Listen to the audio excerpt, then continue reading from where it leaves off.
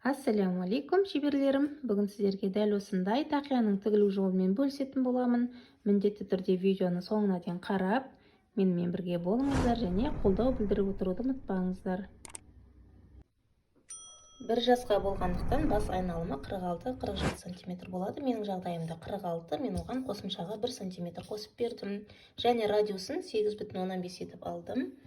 Мінекей фетрға осындай етіп дайындап бірден мінекей шеңберін және жиегіндегі жиекшесін осылай етіп қиып алдым. Бұл жерде енін 6,5 қылып алдым.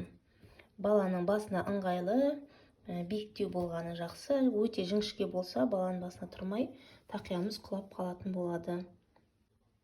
Қыздар, енді осы фетрді тура матамызға, міне менде осындай матовый велюр матасы, тура осындай етіп бастырып алдым. Қиған кезде айналасына бір 0,5 см қалдырып қиятын боламын. Және міне жиекшені де тура осылай қойып бастырып алдым. Мына шетіне 0,5 см, ал жоғарғы жағына 2 см қалдырып, осылай қиып алдым. Матамды осылай қиып алдым. Мына жеріндегі сызығын қимаймыз, осылай дөңгелек етіп қалдырамыз. Жиегіндегі матамыздың міне ұмытпаймыз, 0,5-1 см-де екі шетіне қалдырамыз. Тура осылай астарлық матамызды да пішіп аламыз.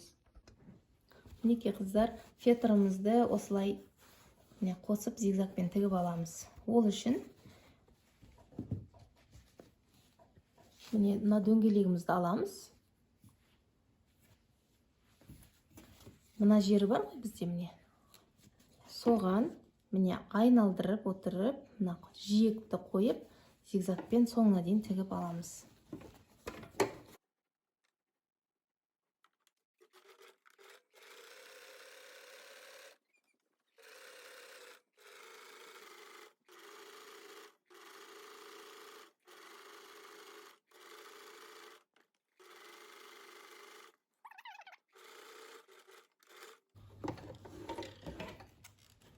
Міне мына жері, міне артық жерін 3 бұрыш етіп осылай қиып алып тастаймыз.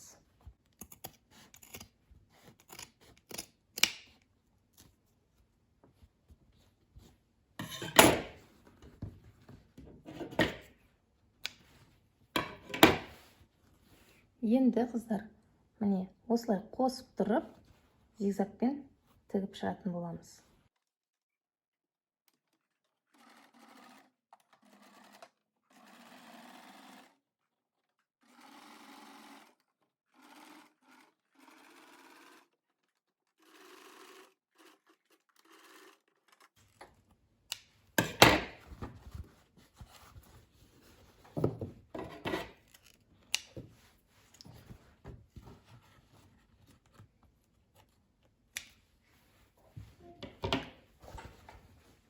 Мінекей қыздар, мен осылай етіп тігіп алдым. Енді сыртын қаптайтын матасын, велюр матамызды және астарлық матамызды тігетін боламыз. Міне дөңгелек матамызды аламыз. Оған мына жиектің төменге қарай түгін жатқызып, мына жерде міне сызық бар ғой, белгілеп қойған центріміз. Содан бастап айналдырып тігіп шығамыз. Тура фетрді тіккен сияқты артық жерін бұда қимаймыз, тігіспен тігіп алатын боламыз. Түзеу тігіспен тігеміз.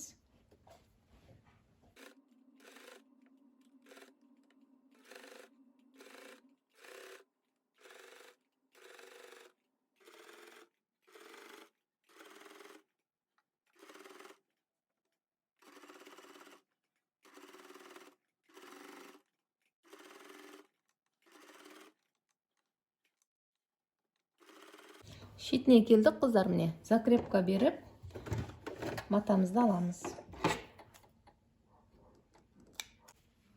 Енді мына аралықты қыздар осылай тігіп шығамыз соңына дейін. Содан кейін артық мына үшбұрышты қиып алып тастайтын боламыз.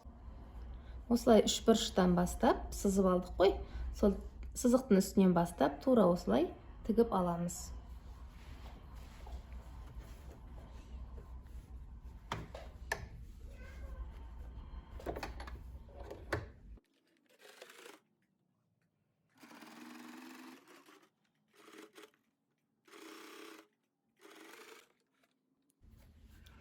Осылай тігіп алдым, қыздар. Енді мына артық үшбұрышты алып тастаймыз.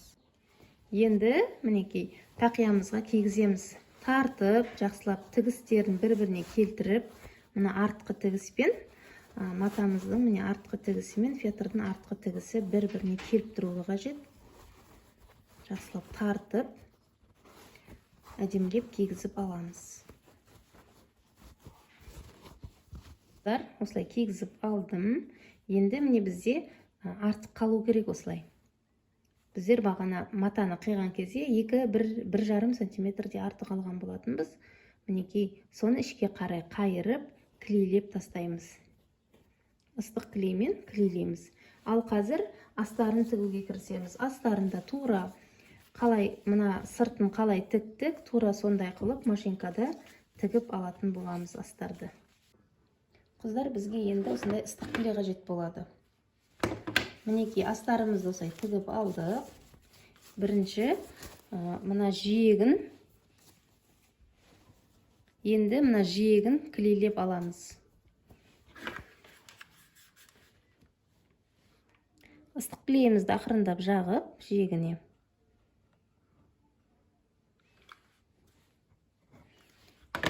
Матамыздың артық бөлігін осы жерге осылай жабыстырамыз.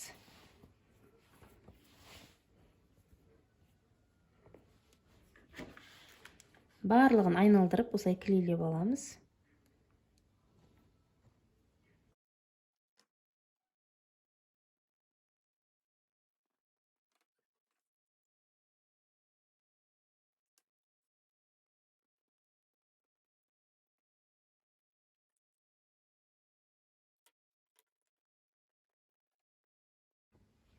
Қыздар, мінекей ішінің бәрін жабыстырып алдым. Енді астарлық матамыздың мына теріс бетін төменге қаратып, тігістерін бір-біріне келтіріп, осылай кигіземіз. Содан кейін мына жоғарғы жағына бір-екі жерінен клеймен ұстатып жібереміз. Төмен қарай шығып кетпесін.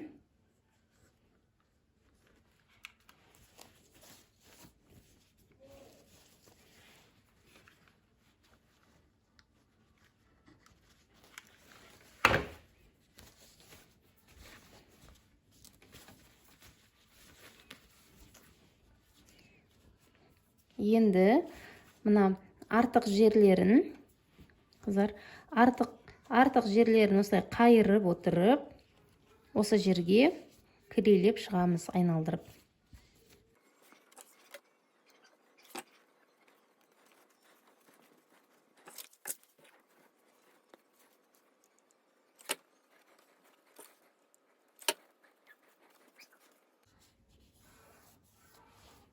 Үтіктеу ғана қалды, енді ішкі беті осындай. Мінекей қыздар, 1 жас пен 4 жасқа арналған тақиямыз осындай болып шықты. Мынау 1 жасқа, 2 жасқа келеді, ал мынау 3-4 жасқа келеді. Үкі тақсаңыздар да болады, әдемілеп, моншақтармен әсемдесеңіздер де болады, немесе дайын оюларды жабыстырсаңыздар да өте әдемі. Менің видеом ұнаса, міндетті түрде лайк басып, пікір қалдыруды ұмытпаңыздар. Алдағы уақытта бұдан да басқа пайдалы видеолармен бөлісіп отырамын. Сондықтан таныстарыңызға, достарыңызға осы видеоны таратуларыңызды сұраймын.